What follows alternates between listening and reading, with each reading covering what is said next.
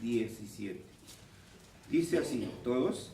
Y mandó Jehová Dios al hombre diciendo, de todo árbol del huerto podrás comer, mas del árbol de la ciencia del bien y del mal no comerás, porque el día que de él comieres, ciertamente morirás. Ahora del capítulo 3, el versículo 1. Dice así.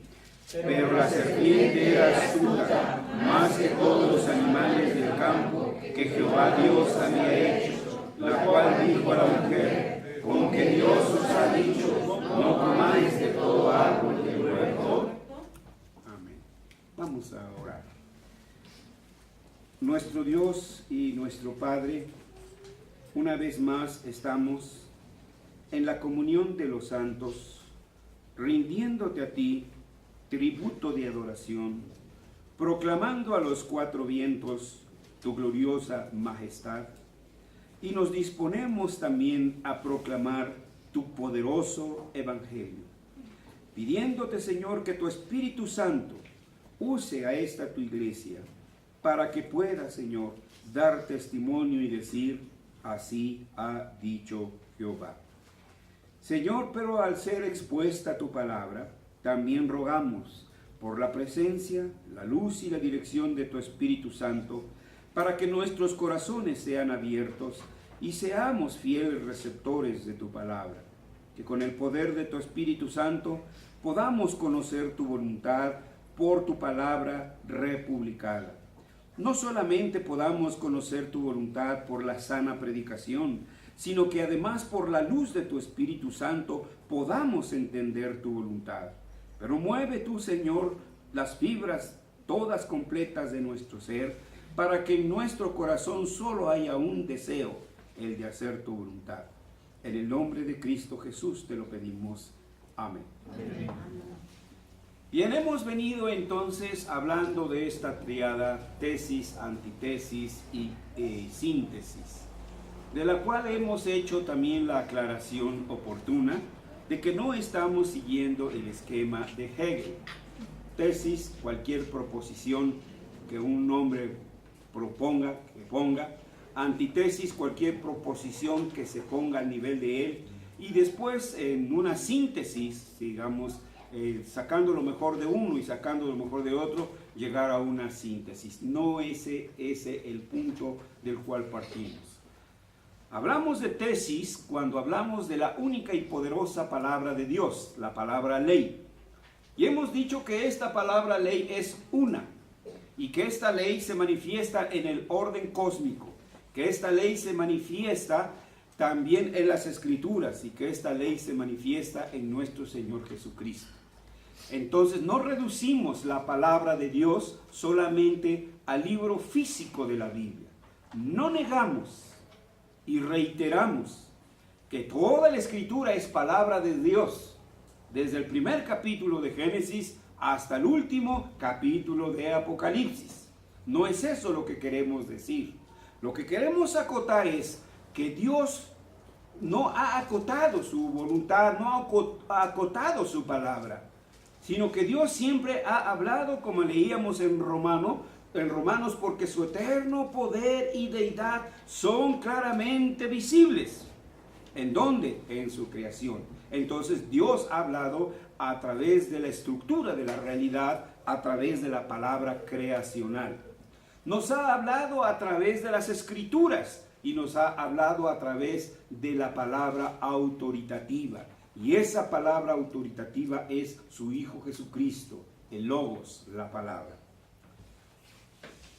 Pero también hay una realidad y la cual ya hemos comenzado, la antítesis. Todo aquello que se oponga a la palabra de Dios es antítesis. Y hemos comenzado ya por definir la antítesis. Hoy, lo que queremos traer de relieve es que esta antítesis, que es real, que existe, que ahí está, tiene un trabajo continuo, inexorable, que avanza, que no se detiene, y es el de distorsionar sistemáticamente. En cualquier área, en cualquier oportunidad, sistemáticamente esta antítesis no tiene otro trabajo que el de distorsionar el orden ley cósmico. Ahí está la ley. Dios no ha renunciado a su ley. Es la antítesis quien quiere distorsionar esa ley. Así que entonces, lo que tenemos que tener presente es, uno, que esa antítesis es real, existe. Dos, que la antítesis distorsiona la palabra ley de Dios. De eso tenemos que apercibirnos. De eso tenemos que estar listos, pendientes. Tenemos que mencionar también que la antítesis es hermana gemela de la mentira. De hecho, al padre de la antítesis, el diablo, se le llama precisamente mentiroso. La mentira, como hemos dicho en otras ocasiones, es un parásito de la verdad. La mentira por sí sola no tiene existencia. La mentira tiene que cogerse, agarrarse, prenderse literalmente de la verdad. Sin la verdad, la antítesis no tiene existencia. Y por eso persuade, y por eso impacta, porque nos presenta parte de la verdad, o nos la presenta como en un espejismo. La mentira por sí sola no puede sostenerse. La mentira persuade porque se disfraza de la verdad. Este fin de semana acaba de aparecer un artículo de un genetista. Y el título dice así: los cadáveres que contradicen a Dios. Vean, Génesis 3. Así. Los cadáveres que contradicen a Dios. Chris Tyler Smith, genetista del Instituto Sanger del Reino Unido, comenta: porque es bíblico. Hemos dicho que la mentira que se sostiene de la verdad, distorsiona la verdad, se cuelga de la verdad. Entonces este genetista toma el Antiguo Testamento y dice: Dios mandó asesinar a todos los caldeos. Y parte de esa posición entonces para hacer su investigación. El artículo es muy largo, no se los voy a leer aquí todos, pero sí lo pueden investigar.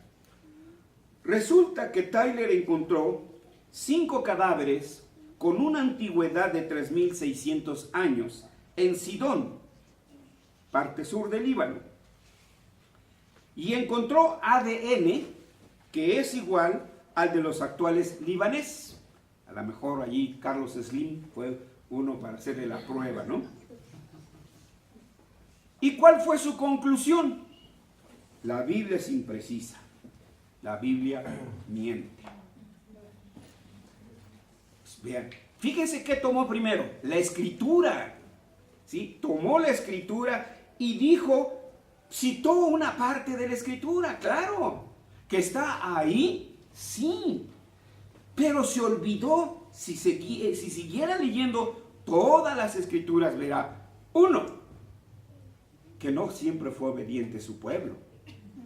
¿Sí? ¿Se acuerdan de Saúl? Le dijo, mira, termina con todos los gabonitas y bla, bla, bla. Y muy obediente va y que guarda las ovejas y toda la cosa y le perdona la vida a los líderes y etcétera. ¿Cumplió la voluntad? No. Sí había esa orden, pero no fue cumplida en su totalidad. ¿Sí? Entonces, eso es parte, lo que está omitiendo. No sé aquí si mañosamente. No lo puedo, eso no lo puedo, pero que está omitido, está omitido. 2. También hubo prosélitos convertidos. Ruth la moabita no es un ejemplo. La mujer de Jericó no es otro ejemplo. Bueno, entonces pues no estamos... Pero vean, ese es el problema. Pero cuando se quiere lesionar, pues entonces se buscan, hermanos, este tipo de situaciones. Por eso nosotros estamos llamados en cualquier actividad. Y hemos dicho que no debemos de reducir la religión, no debemos reducirla simplemente a teología y moralidad, que es lo único que han hecho la mayoría de nuestros teólogos, reducir la Biblia a teología y moralidad. Cuando nosotros, como médico, como abogado, como ingeniero, etcétera, como cualquiera profesionista, abordamos cualquier situación dada dentro de la creación, debemos verla desde la cosmovisión bíblica reformacional. Esta cosmovisión bíblica reformada toma muy en cuenta y toma muy en serio la realidad de la creación. No hay macroorganismo o microorganismo. ¿Sí? En mis tiempos se hablaba de Armstrongs, una medida inimaginable, mucho más allá de los milímetros. Ahora las medidas rebasan a los Armstrong, hermanos. Pues aún así de pequeños que sean los seres, no hay nada que no haya sido creado por Dios. ¿Te encontraste un hueso de perro? ¿Lo vas a analizar? Pues analízalo desde esa perspectiva. Es criatura de Dios. O un hueso de burro o lo que tú quieras. Pero debemos empezar por ahí. Todo lo creó Dios. Es a través de las Escrituras que debemos de juzgar todo lo demás. ¿Sí?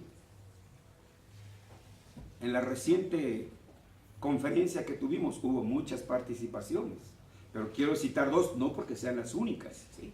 Por ejemplo, alguien dijo, cuando vio lo de psicología, pues yo pensé que iba a haber algo mejor. No sé si alguno de ustedes lo escuchó y le pegó a la psicóloga, yo creo que sí. ¿Sí? ¿Pero por qué dijo eso?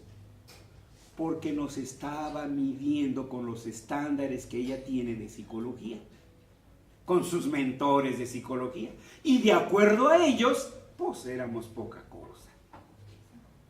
Entonces vean, se distorsiona la realidad, hacemos a un lado las Escrituras, ¿sí?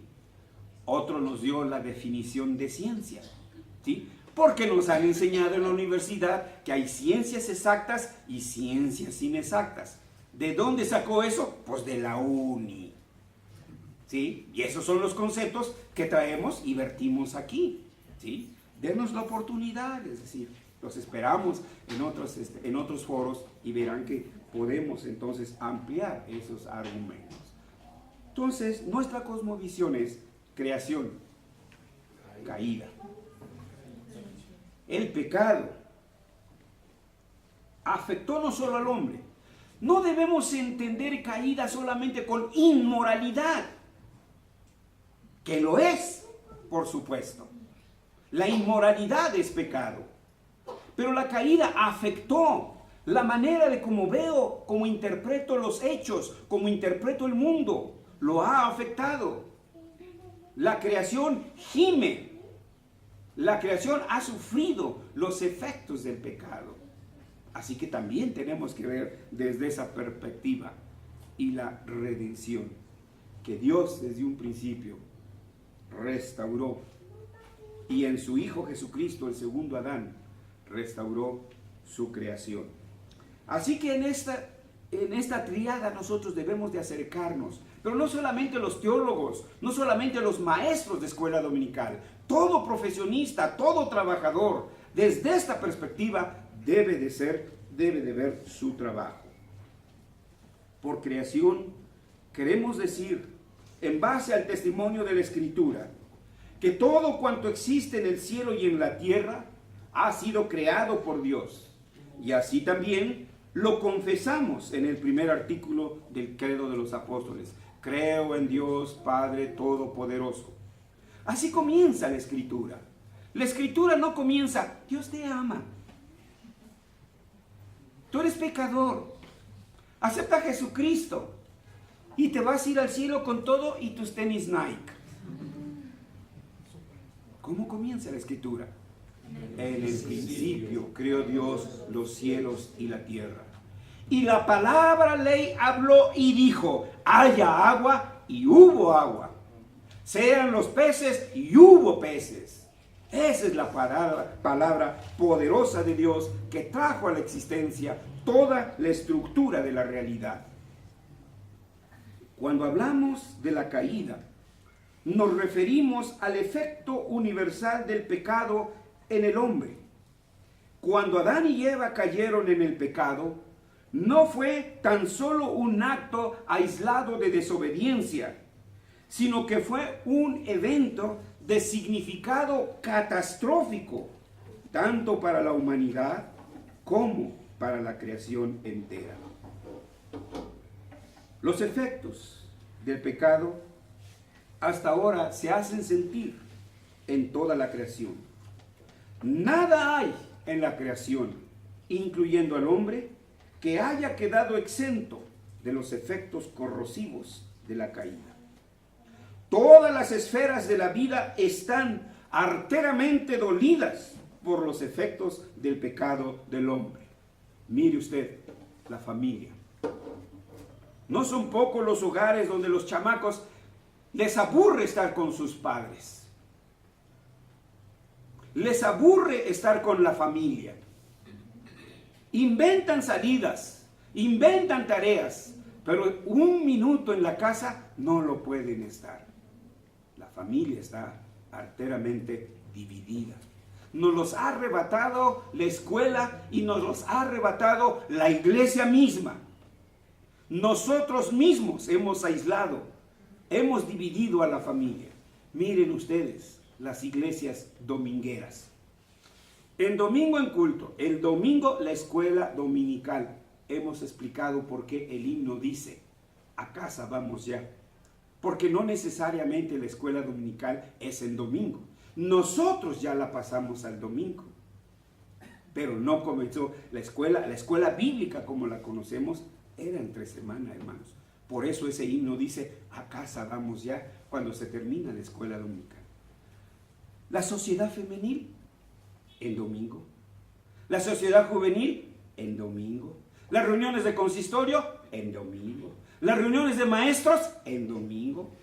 ¿Sí? Porque no tengo tiempo el sábado, porque no tengo tiempo el viernes. O sea que todo lo hemos domingado.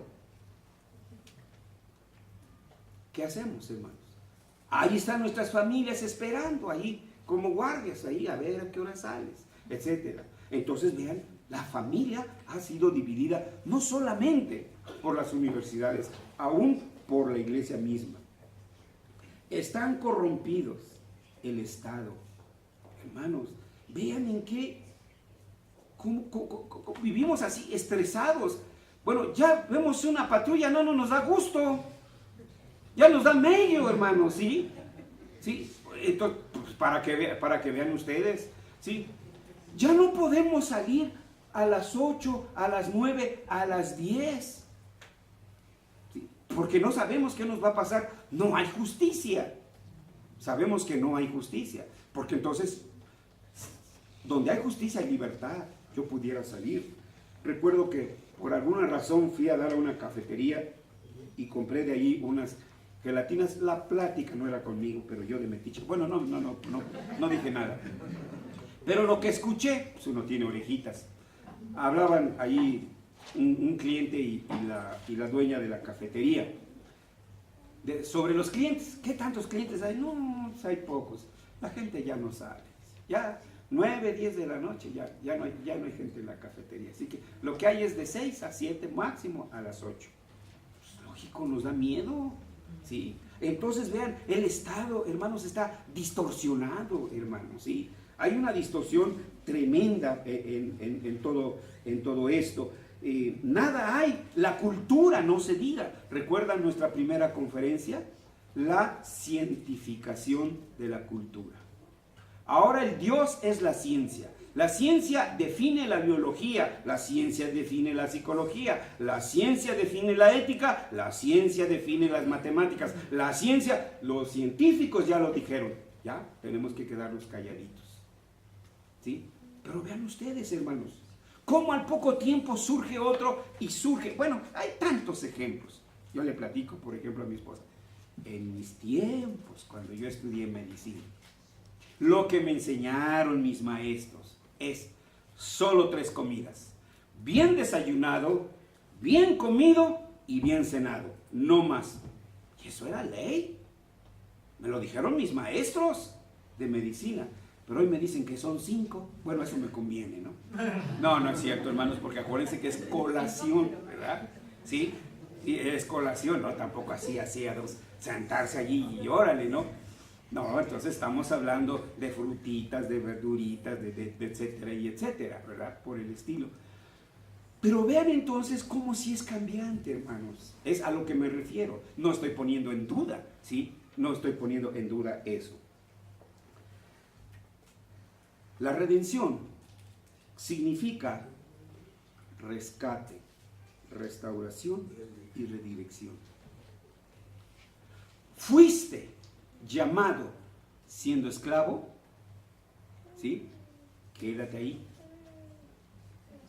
Pero la siguiente frase, pero procura salirte. ¿Qué hacen entonces nuestros cristianos como diputados del perderé? Nuestros cristianos como diputados del PAN o del PRI. Y cuando se llegan las elecciones, entonces hay un acarreadero, ¿no? Los hermanos que militan con el PRI nos están invitando a un desayuno. Los hermanos que militan con el Perderé, ahí nos están invitando al desayuno. Y andan, bueno, eso nos conviene, ¿verdad? De desayunito en desayunito, pues sí. Pero no hay un frente, hermanos. Las marchas les hacen cosquillas a los diputados. Mientras estemos afuera no vamos a lograr nada. Necesitamos estar allá adentro. Pero como partido político, hermanos. ¿Sí? Esa es nuestra tarea. Entonces, rescatar. ¿O no es lo que dijo el Señor? Porque el Hijo del Hombre vino a salvar lo que se había perdido. Pero esto solo lo aplicamos y lo reducimos solamente los evangelistas, solamente para salvar almas. Punto. Sí, es correcto. Sí, es asertivo. Pero no es lo único. Porque de tal manera amó Dios, ton cosmón, al mundo, a su creación. Dios sigue amando su creación.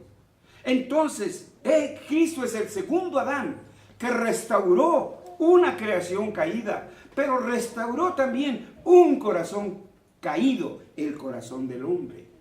Entonces, eso es lo que tenemos que ver.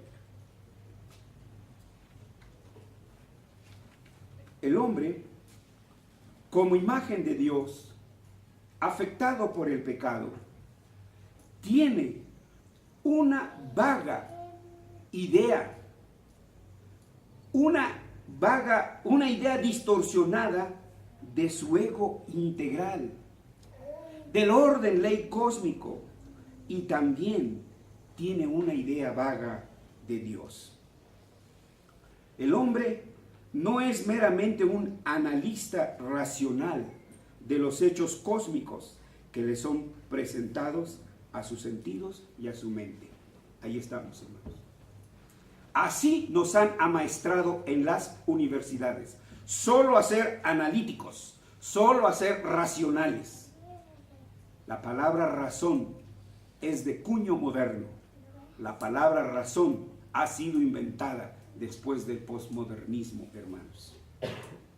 Eso tenemos que entenderlo y eso tenemos que estudiarlo. Sócrates, ustedes saben que en el templo de Delfos se escribió una frase de él. Delfos recibía a sus visitantes con una leyenda escrita en griego que decía así: Noti sautonto, que traducido es conócete a ti mismo. Uy, si lo repetimos, ay, hijo, no, ya nos sentimos papá de Sócrates, ya no es ni siquiera Sócrates, hermanos. Pero es precisamente porque lo vemos todo desintegrado. No lo vemos todo en su conjunto.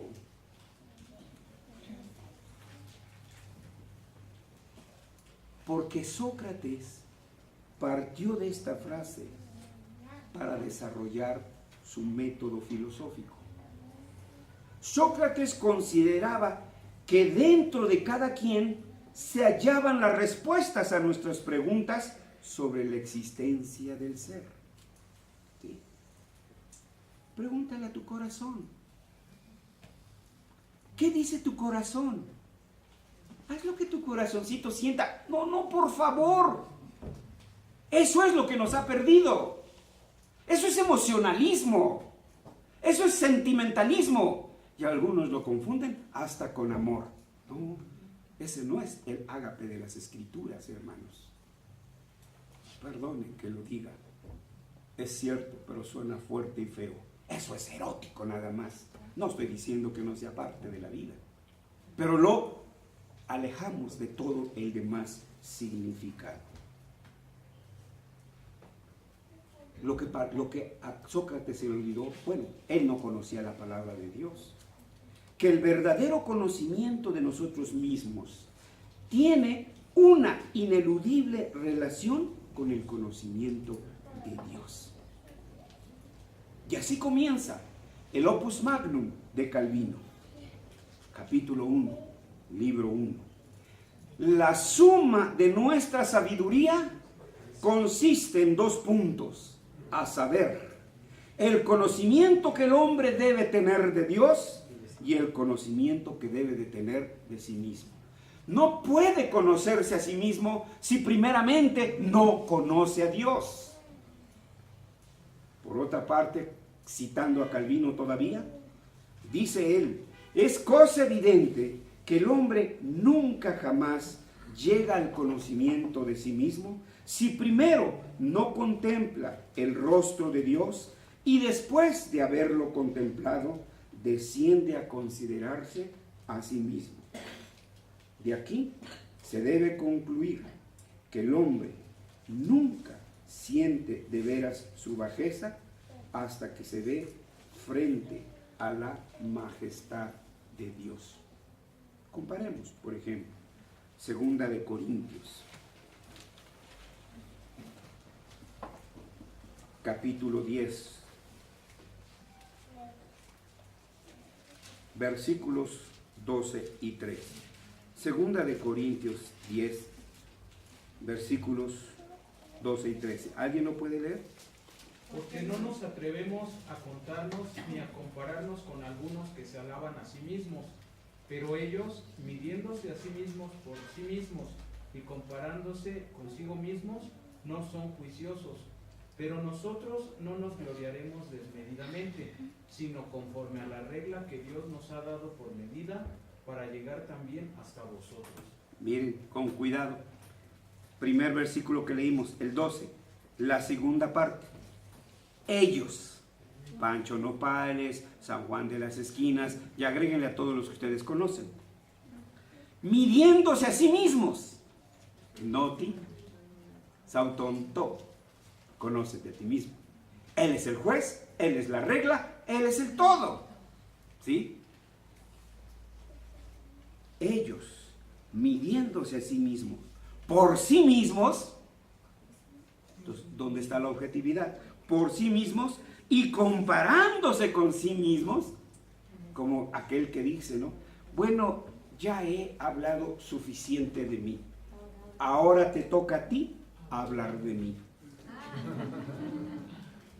Entonces, todo el mundo gira en torno de ellos. Por el contrario, como debemos nosotros de responder a esta palabra, que dice, pero nosotros no nos gloriamos desmedidamente, sino conforme a la regla que Dios ha dado. Esta es la regla. Aquí nos medimos. Este es el espejo en el cual debemos de vernos. No compararnos con los demás. Comparémonos con las Escrituras. Y entonces veremos la majestad de Dios. Y veremos entonces nuestra figura toda raída por el pecado. Ahí estamos, hermanos. Ahora bien, pero hemos dicho que la antítesis es una realidad y que esa realidad debemos de tenerla muy en cuenta. Al inicio de esta exposición, recordarán, decíamos que la antítesis es real, que la antítesis es la mentira, que la antítesis se nutre de la verdad. Cuando leímos Génesis 2, recordarán, en el versículo 16 y 17. Y mandó Jehová Dios al hombre diciendo, subrayen, de todo árbol del huerto podrás comer. ¿Palabra de Dios, sí o no? De todo árbol podrás comer, mas del árbol de la ciencia del bien y del mal no comerás, porque el día que de él comieres, ciertamente morirás. Ahora veamos el contraste. Pero, dice versículo 1 del capítulo 3, pero la serpiente era astuta. Ahí está el punto, hermanos. Que mientras nosotros nos estamos chupando el dedo, ¿sí? Ellos son astutos. No en vano el Señor dijo, hermanos, que los hijos de este siglo son más sagaces que los hijos de luz. Entonces se presentan con sabiduría, se presentan con mansedumbre, se presentan bonitos, se presentan bonitas. Pero la serpiente era astuta más que todos los animales del campo que Jehová Dios había hecho, la cual, la serpiente dijo a la mujer, con que Dios ha dicho, no comáis de todo árbol del huerto. ¿Qué hemos afirmado? Que la antítesis distorsiona el orden ley cósmico. Dios ordenó comer de todo. ¿Por qué entonces tú tiras las yemas? Ay, es que tiene colesterol. ¿Por qué no comes carne de cerdo? ¿No dice la Escritura que todo lo que Dios creó, dijo, bueno y en gran manera? ¿Sí? Bueno y en gran... Digo, hay excepciones. Cuando su organismo rechaza, ¿sí? Los que rechazan son intolerantes a la lactosa, bueno, debe de entenderse. Pero en general, hermanos, vean ustedes, toma, Pedro, mata y come. No, Señor, porque nunca he comido si antes no me lavo los dientes. Bueno, eso no dijo Pedro, ¿verdad? Por supuesto. Dijo, porque nunca cosa inmunda ha pasado por mi boca. No llames tú inmundo lo que Dios ha creado, lo que Dios ha santificado. Entonces, eso es lo que debemos de tener en cuenta. Bueno, Calvino se encarga de aclararnos esto más adelante en uno de sus libros. Dice, el problema no es el uso, sino el abuso. ¿Sí? ¿Sí? Atáscate ahora que hay lodo, ¿no? No, hermanos. ¿Sí? Todo con mesura, hermanos. ¿Sí? Todo con mesura, y podríamos comer de todo desde que nacemos hasta que morimos. ¿Sí? Bueno, los diabéticos ya están pagando su factura. ¿Sí? Los hipertensos ya están pagando su factura. ¿Por qué? Porque no se cuidaron. Sí, ahora pues, con la factura, pero no me diga. Sí, recuerdo que un colega le invitaba una tacita de café. Dice, no, porque el café me sube la presión. No, hermano, el café no te sube la presión. Tú descuidaste tu organismo. Ahora tienes ese problema. ¿Sí? Bien, entonces vean, esto es lo que tiene. Distorsiona la realidad. Es mentiroso, hermanos. ¿Pero cómo lo hace? Lo hace de una manera sutil. ¿Sí? Todo lo hace todo lo distorsiona, hermanos. Vamos a ver un ejemplo. El trabajo. ¿Cuántos no consideran el trabajo como una maldición? De hecho, las canciones populares así dicen, ¿no? A ese que dijo, a mí me dicen el negrito del batey, porque el trabajo yo se lo dejo al buey. No dice la Escritura, aún no había en la tierra hombre para que la labrara. El hombre fue hecho para trabajar, hermanos, ¿sí? Entonces, ¿cuántos no anhelan sacarse la lotería? Pero vean ustedes los anuncios de la lotería. Una viejita que se sacó la lotería, le ponen un muchachón de 20, 30 años. Como ya tiene dinero, pues ahora sí se puede ir con ese muchachón de 20 o 30 años. Y así por el estilo. O su carrote, ¿no? Su Porsche, ¿qué será? En fin, todas esas cosas que jamás yo creo que nosotros tendremos uno de ellos, ¿no? Un Lamborghini o Ferrari o cosas por el estilo. Ese es su impacto.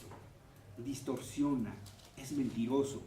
De eso debemos de tener cuidado. De eso se trata, que estemos apercibidos de ellos. Así que, hermanos, concluyendo, no olvidemos que el verdadero conocimiento de nosotros mismos no puede deducirse de nosotros mismos. Ya lo leímos en 2 de Corintios. Antes tenemos que entender nuestra yoidad. En griego es ego, nuestro yo. Nuestra yoidad es imago Dei. Somos imagen de Dios. Usted no tiene una imagen de burro, aunque algunos actuemos como tal. Pero eso no quiere decir que seamos iguales a ellos. Yo soy imago Dei. No podemos olvidar nuestra relación con el cosmos.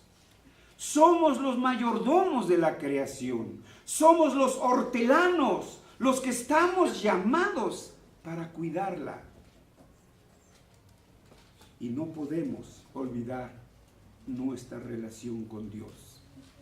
Aunque usted se autoproclame ateo, usted sigue siendo criatura de Dios.